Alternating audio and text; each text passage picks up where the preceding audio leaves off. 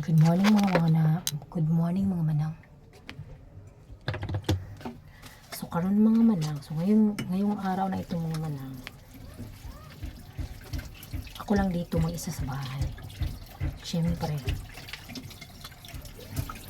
maglinis-linis tayo para baka may bisita tayo ba na hindi natin inaasahan. Kaya napakakalat ng bahay natin. Tapos wala naman tayong ginagawa, so baka sabihin niya na ang tamad-tamad ko. So tamad naman talaga ako eh. Naglilinis naman talaga ako minsan. Naglilinis nga ako sa ibang bahay eh. So yan. Yan yung itsura ng aming sala. So makalat-kalat na talaga yan. Pabayaan nyo yan kasi magubos tayo ng mga kaldero. Ugasan ito lahat ng mga kaldero. Kasi wala tayong anong tawag sa bisa, anong Tagalog sa wheelchair.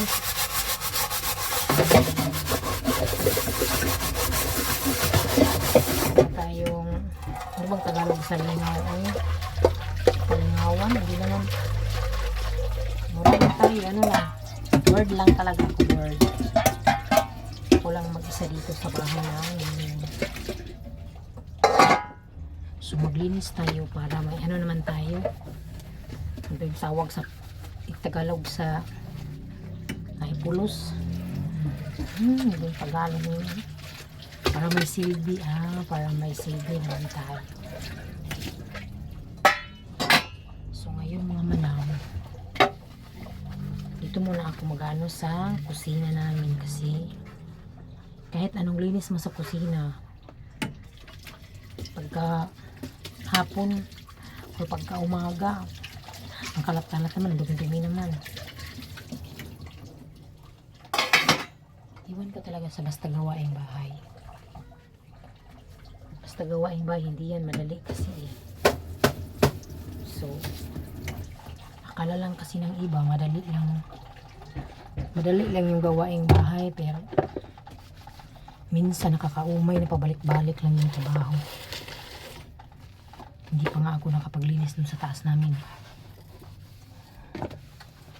Kasi nga, wala. Ito ko lang gusto maglinis muna sa aming kusina. Kasi nga, hindi ito naman palagi yung nalilinisan. Hindi lang nalinis. Paano ko ngayon na lalabhan ko muna yung ano namin sa bedsheet, yung sa ano namin sa bangko, yung hapin kasi na ano yun, nadumihan. Lalabhan ko yun, bago ko pa lang yun. Marami kasing bata dito sa amin, yung mga pamangkin ko, halos dito sila nag-standby. So yung takip ng ano namin, upuan, madali lang yung madumihan kasi nga mga bata.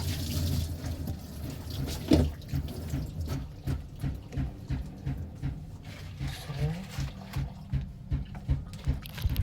linis muna tayo.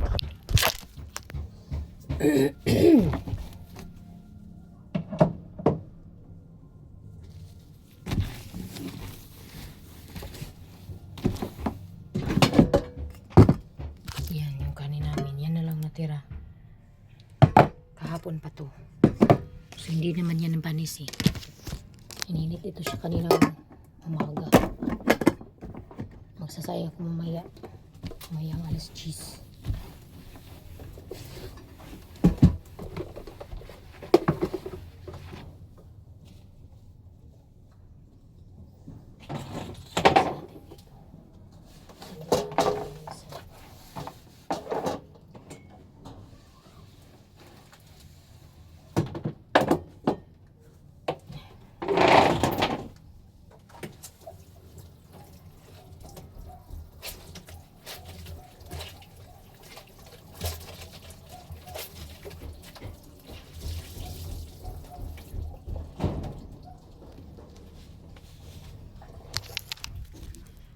Lalabahan ko muna itong ano, kalat-kalat ang ano dito.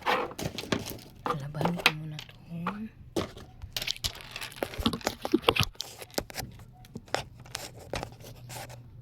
kutso.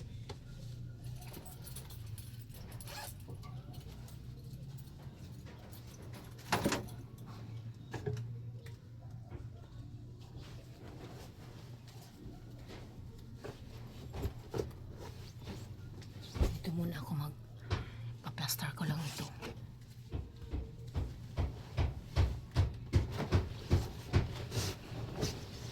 Ito bunggo namin mga manang ito. So, my God.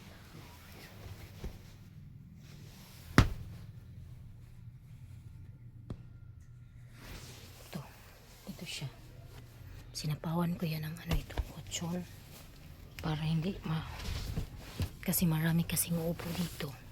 So feeling ko yung kutsyon niya umano na doon sa us-us, parang naganon na ba ng naganon dahil maraming uupo kasi palagi, kaya ginawa ko yung kutsyon namin na sira, ano ko, pinutol ko, ginunting ko yun, inano ko yun dito sa shape niya.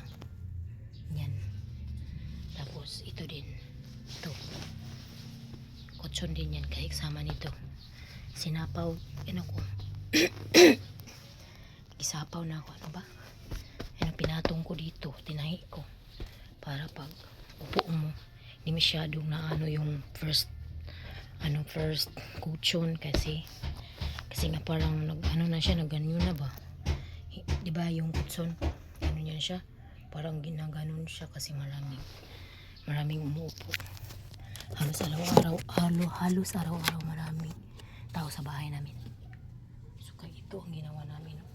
Sinapawan namin ng kutsyon. Ginunting ko yung kutsyon namin na ano na yun, yung sira na ba, pero okay pa yun. So, bumili ako ng tela. Sapaw ng ano dito para hindi siya madumihan.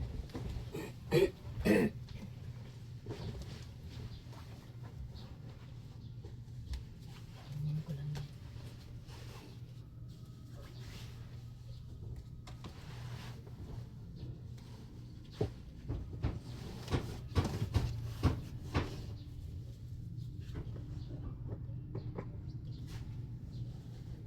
Yan na siya. Bigay lang to sa akin, itong malaking unlan at saka kasama na itong punda. Ito maganda ito siya, tatlong tatlong piraso binigay sa amin. Maganda siya, promise. Ito pang isa, yung isa nandun sa taas.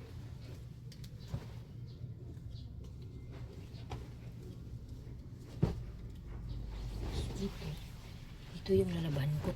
3 days ko pa lang itong nilagay, pero madumi na yung sa mga pagkain ba sa mga bata.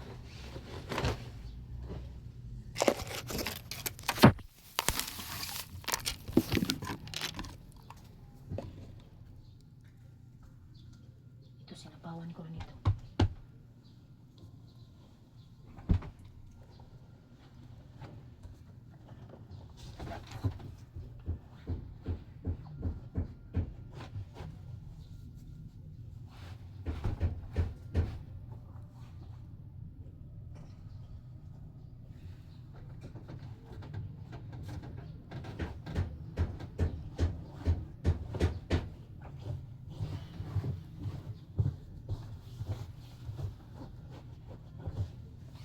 Isasapaw natin ito.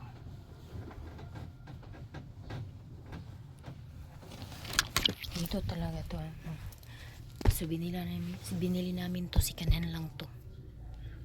Sikanhan to binili namin, ginamit na ito. Binili namin kasi nga mahal yung ganitong klaseng upuan. So mura lang ito pagkabili namin kasi ginamit na, pero okay lang. Yung binala namin, hindi niya binilagyan ng ganito. Dapat kasi may siya, may mga hapin. Kasi nga para maprotektahan yung mga ganito. Tingnan, marami siyang mancha. Tingnan, sayang, ganda sana kasi ma-discourage ka sa ano, sa dumi niya, kaya inano ko talaga ng ganito.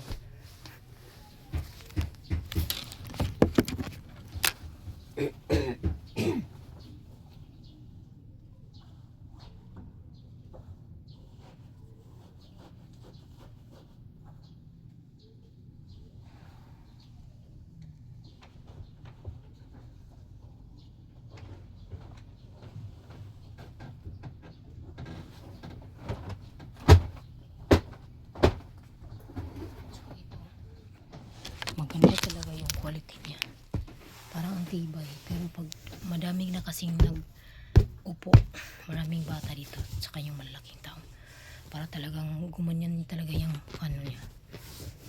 Tingnan mo mga mancha, ganyan na yan siya pagbili namin. Sikanhan na kasi ganito, mancha yan. Kahit anong gawin ko, hindi na siya makukuha. Pag brushan mo naman, mararaan naman tong tela, kasi hindi ko type tong tela kasi nga parang maong ba. Pag brasa ni mo, ano talaga siya, maran. Kaya ginagawa ko, nilalagyan ko talaga ng ganito, mga hapon. So itong madumi na ito, bago ko pa lang kasi ito nilagay. Maglalaba muna ako, tapos maglilinis na din ako dito. Magwawalis lang muna siguro ako. Ito, lilinisan ko pa ito. So yun lang mga manang, wala pa akong ligo. Okay na to. Ganito talaga yung buhok ko, medyo kulot. Sabay mo.